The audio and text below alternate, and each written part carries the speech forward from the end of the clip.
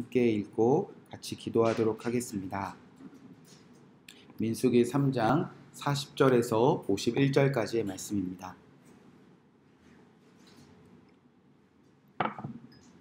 제가 말씀을 대신해서 봉독해 드리도록 하겠습니다. 여호와께서 또 모세에게 이르시되 이스라엘 자손의 처음 태어난 남자를 1개월 이상으로 다 계수하여 그 명수를 기록하라. 나는 여호와라. 이스라엘 자손 중 모든 처음 태어난 자 대신에 레위인을 내게 돌리고 또 이스라엘 자손의 가축 중 모든 처음 태어난 것 대신에 레위인의 가축을 내게 돌리라. 모세가 여호와께서 자기에게 명령하신 대로 이스라엘 자손 중 모든 태어난 자를 다 계수하니 1개월 이상으로 계수된 처음 태어난 남자의 총계는 22,273명이었더라. 여호와께서 모세에게 말씀하여 이르시되 이스라엘 자손 중 모든 처음 태어난 자 대신에 레위인을 취하고 또 그들의 가축 대신에 레위인의 가축을 취하라. 레위인은 내 것이라. 나는 여호와니라. 이스라엘 자손의 처음 태어난 자가 레위인보다 273명이 더 많은즉 속전으로 한 사람의 5세겔씩 받되 성소의 세겔로 받으라. 한 세겔은 20게란이라. 그 더한 자의 속전을 아론과 그의 아들에게 줄 것이니라. 모세가 레위인으로 대속한 의외의 사람에게서 속전을 받았으니 곧 이스라엘 자손의 처음 태어난 자에게서 받은 돈이 성소의 세겔로 1365세겔이라. 모세가 이 속전을 여호와의 말씀대로 아론과 그의 아들에게 주었으니 여호와께서 모세에게 명령하심과 같았느니라. 아멘. 하나님의 말씀입니다. 너는 내 것이라 라는 말씀 제목 가지고 함께 이 말씀 붙잡고 기도하도록 하겠습니다. 자, 이제 하나님께서 민수기 1장부터 3장까지 이제 이스라엘 모든 백성의 숫자를 세셨습니다. 그런데 하나님께서 가장 첫 번째는 이스라엘 온 회중 중에서 싸움에 나갈 만한 20세 이상의 모든 남자의 숫자를 세셨습니다. 그렇게 이스라엘 사람들은 이제 이 세상에서 또 특별히 광야에서 그리고 하나님의 나라를 이룰 때까지 이 세상의 악과 싸워 나가는 존재로 부름을 받았습니다. 그리고 두 번째로는 이제 따로 레위인을 계수하셨습니다. 이스라엘 모든 남자들이 나가서 싸울 수 있도록 그 중심에서 성전을 지키고 성전에 어떤 외부인도 어떤 악도 들어오지 않도록 성전을 지키고 성전을 위하여 살아가는 자들로 레위인들은 따로 계수하셨습니다. 이 계수된 모든 이스라엘 백성들과 레위인은 이제 성막을 중심으로 진을 치고 성막을 향하여 살아갈 때 이 공동체는 하나님의 나라를 향하여 한 걸음 한 걸음 온전히 전진한다는 겁니다. 그리고 이제 오늘은 세 번째로 이스라엘 모든 남자들 중에 처음 태어난 남자들, 바로 맏아들 장자의 숫자를 따로 또 계수하라고 하셨습니다. 40절 말씀에 보면 여호와께서 또 모세에게 이르시되 이스라엘 자손의 처음 태어난 남자를 1개월 이상으로 다 계수하여 그 명수를 기록하라. 하나님께서는 이스라엘 백성들 중에 맏아들 장자들을 따로 다 계수하라고 하셨습니다. 우리가 이유는 이미 여러 번 반복했지만 하나님께서 애굽에서 그들을 구원하실 때에 그 땅의 모든 처음 난 남자들과 처음 난 가축들을 다 하나님께서 심판하셨는데 오직 그 유월절의 어린 양의 피로 이스라엘 백성들 그 처음 태어난 자들 장자들을 다 구원하셨기 때문입니다. 즉 이스라엘 백성들의 모든 그 장자들은 이제 구원의 첫 열매가 되게 하셨다는 겁니다. 자, 하나님께서는 그 구원의 첫 열매가 되신 숫자들을 이제 다 계수하라고 명령하셨다는 겁니다. 자, 그런데 하나님께서는 이스라엘 백성들의 처음 태어난 맏아들을 대신해서 누구를 하나님께 돌리라고 명령하셨는가? 바로 레위인들, 이제 제사장의 역할을 할 사람들을 따로 하나님께서 취하신다 명령하셨다는 겁니다. 41절에 보면 나는 여호와라. 이스라엘 자손 중 모든 처음 태어난 자 대신에 레위인을 내게 돌리고 또 이스라엘 자손의 가축 중 모든 처음 태어난 것 대신에 레위인의 가축을 내게 돌리라. 그러니까 레위 지파, 이제 제사장의 역할을 감당한 이 모든 제사장으로 부름받은 사람들은요, 모든 구원받은 이스라엘 사람들 중에서 특별히 맏아들의 역할, 장자의 역할을 이들에게 맡기신다는 겁니다. 자, 한 가지 우리가 정리하자면요, 이스라엘의 그 장자권은 누구에게로 돌아갔는가? 자, 이스라엘의 장자는 원래는 르우벤이었습니다. 그런데 그 아버지 야곱의 침상을 더럽힌 죄로 장자권을 이제 박탈당합니다. 자, 그러면 이 장자권은 누구에게 넘어갔는가? 장자에게 주어지는 축복을 성경은 총 세 가지로 나누는데요. 첫 번째로는 장자에게는 두 몫을 재산을 줄 때 두 몫에 두 배의 재산을 주라 명령하셨고요. 두 번째는 왕권을 주셨습니다. 다스릴 수 있는 권한을 주셨고요. 세 번째는 제사장의 역할을 장자에게 주셨습니다. 이 세 가지의 장자권을, 이 장자의 역할을 하나님께서는 이제 나누어 주셨습니다. 첫 번째로는 두 배의 몫은 이제 요셉 지파에게 주셨습니다. 요셉이 하나님께 부르심을 받고 요셉 땅에서 애굽 땅에서 구덩이에 던져졌을 때도 그가 오로지 하나님과 함께하며 순종하는 그 삶을 통해서 하나님은 이제 요셉에게 장자권을 주셔서 우리가 아시는 대로 에브라임과 므낫세 지파가 이제 두목을 받게 되었습니다. 자, 그러면 이 다스리는 직분, 이 왕의 직분은 누구에게 넘어갔는가? 바로 유다 지파에게 넘어가게 되었습니다. 그는 이스라엘 형제들을 다스려냈습니다.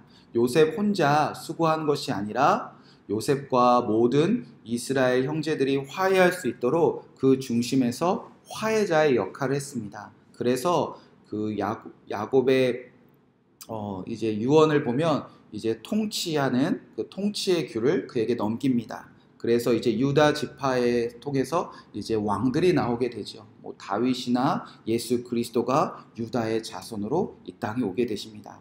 자, 그리고 셋째는 이제 제사장의 직분은 누구에게 주셨는가? 바로 이제 레위인들에게 그 장자권을 이제 주신다는 겁니다.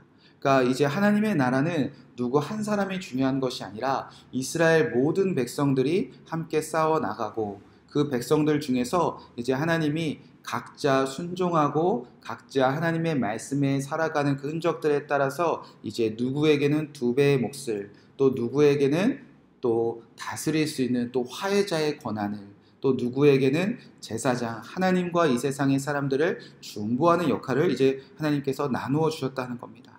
자, 그리고 우리는 이제 각자의 삶의 소명에 따라 이 일을 주님께서 우리에게 맡겨주신다는 겁니다. 자, 다시 본문으로 돌아와서 모세는 하나님의 말씀하신 대로 이스라엘의 처음 난 그 장자의 숫자를 다 계수하기 시작했습니다. 쉬운 일이 아니었겠죠. 그러나 말씀하시니 모세는 순종해냈습니다. 그리고 42절, 43절에 보니까 이제 이스라엘이 모든 남자의 장자의 숫자를 모세가 다 세어보니까 그 숫자가 43절에 보니까 1개월 이상으로 계수된 처음 태어난 남자의 총계가 22,273명이 되었습니다. 자, 이 사람을 이제 레위인들이 대신하라 명령하셨다는 겁니다. 그래서 이제 레위인의 숫자도 세어보았겠죠. 그래서 44절부터 46절에 보니까 이스라엘 자손의 처음 태어난 자가 레위인보다 273명이 더 많았다, 이렇게 기록되어져 있습니다. 쉽게 얘기하면 이제 레위인들의 숫자를 다 세어보니까 그 남자의 숫자는 22,000명이 되었다는 겁니다. 그러니까 대신해야 되는데 이제 레위인의 숫자가 얼마큼 모자랐다는 거죠? 273명만큼 모자랐다는 겁니다. 그러니까 대신해야 될 숫자가 모자랐다는 거죠. 자, 그래서 하나님께서 이 일을 어떻게 해결하라고 명령하셨습니까? 바로 속전입니다. 생명의 속전이라고 하는데 자신을 구원한 생명을 마땅히 지불하는 그 값을 말합니다. 그래서 47절부터 50절에 보면 한 사람의 5세겔씩 받되 성소의 세겔로 받으라. 한 세겔은 20게라라. 그 더한 자의 속전을 아론과 그 아들에게 줄 것이라. 모세가 레위인에게 대속한 이에 사람에게 속전을 받았으니 곧 이스라엘 자손의 처음 태어난 자에게 받은 돈이 성소의 세겔로 1365세겔이라. 하나님은 레위인보다 부족한 이스라엘의 맏아들 273명분에 해당하는 속전 그 생명의 값을 5세겔로 받으라 말씀하셨다는 겁니다. 계산해 보니까 정확히 1365세겔. 자, 하나님께서는 왜 돈으로 지불하시려고 하셨습니까? 하나님이 뭐 돈이 필요하십니까? 하나님이 무언가 받으려고 하시는 겁니까? 그런데 이 속전의 세계를 누구에게 주라고 명령하셨습니까? 51절에 보니까 모세가 이 속전의 여호와의 말씀대로 그 아론과 그 아들에게 주었으니 여호와께서 모세에게 명령하신 것 같았더라. 자신들을 대신하여 제사장으로 헌신하는 그 레위인들에게 그 속전을 주라 명령하셨습니다. 그러니까 하나님이 무언가 교회에 돈이 필요해서, 성전에 돈이 필요해서가 아닙니다. 하나님께서는 분명히 그 생명을 구원하신 값을 이제 정확하게 계산해서 그 생명의 값을 지불하기 위한 것, 그 외에는 전혀 다른 뜻이 없으셨다는 겁니다. 자, 정리해보면 첫 번째로 구원받은 이스라엘의 모든 맏아들을 대신해서 레위인들을 이제 제사장으로 맏아들로 취하셨다는 겁니다. 두 번째, 구원받은 이스라엘 모든 맏아들을 대신할 그 레위인의 부족한 숫자만큼 하나님께서는 정확하게 그 생명의 값을 받아내라 하셨다는 겁니다. 자, 따라서 결론은 무엇인가? 하나님은 누군가의 생명을 구원하셨을 때 그 생명을 구원하신 그 은혜의 값을 조금의 오차도 없이 정확하게 다 지불하는 삶을 앞으로 살아내게 하신다는 것입니다. 사랑하는 성도 여러분, 구원은 하나님께서 값없이 주시는 은혜에서 출발합니다. 그래서 더러는 구원이 공짜라고 말합니다. 틀린 말은 아닙니다. 그러나 저와 여러분이 하나님께 정말 구원받았다면, 그리고 이제 우리가 왕같은 제사장이 되어서 누군가에게는 두 몫을 주시고 또 누군가는 다스리고 화해자로 역할하는 그 중보의 역할을 맡기시고 또 누군가에게는 왕같은 제사장의 역할을 맡기시고 또 누군가에게는 세상에 나가서 싸워 이기는 그 기업을 맡기시고 또 누군가는 성전에서 열심히 맡기시고, 하나님께서는 구원받은 모든 사람들에게 그 이제부터 살아가는 값을 정확하게 지불하라 명령하셨다는 겁니다. 그러니까 하나님의 구원하심은 절대 끝이 아닙니다.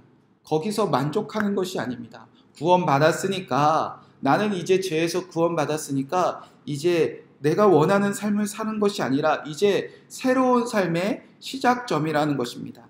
하나님은 구원받은 자들 한 사람도 빠짐없이 이제 하나님 각자 주어진 삶의 자리에서 마땅히 나의 생명을 지불하는 값을 살아가라, 그렇게 명령하셨다는 겁니다. 저와 여러분은 말할 수 없는 죄에서 예수 그리스도의 십자가의 보혈로 구원받은 사람입니다. 그 은혜는 우리에게 값없이 주신 은혜였습니다. 그렇다면 오늘 우리는 구원받은 자의 삶을 하나님께 나의 생명을 드리고 있는가? 나의 생명을 구원하신 하나님께 너는 내 것이라 명령하셨으니 나는 그분에게 생명을 정확하게 빠짐없이 나는 삶을 드리고 있는가? 주님은 이렇게 구원받은 모든 한 사람들이 자신의 생명을 드리는 공동체를 주님께서 만들어내기 원하고 계시다는 겁니다. 우리 교회에서, 여러분이 섬기는 교회에서 한 사람도 빠짐없이 내가 주님의 것입니다, 그 생명을 드릴 때에 하나님의 나라를 향하여 우리는 정복해 나가며 모두가 하나님의 나라를 누리게 되는 것입니다. 저와 여러분의 생명을 구원하신 그 예수 그리스도께 저와 여러분의 삶을 전부를 드리는 그 기도 소리가, 그리고 그 결단이 가득한 오늘 이 하루가 되기를 주님의 이름으로 간절히 축복의 말씀을 드립니다. 이 말씀 붙잡고 우리가 함께 기도하도록 하겠습니다.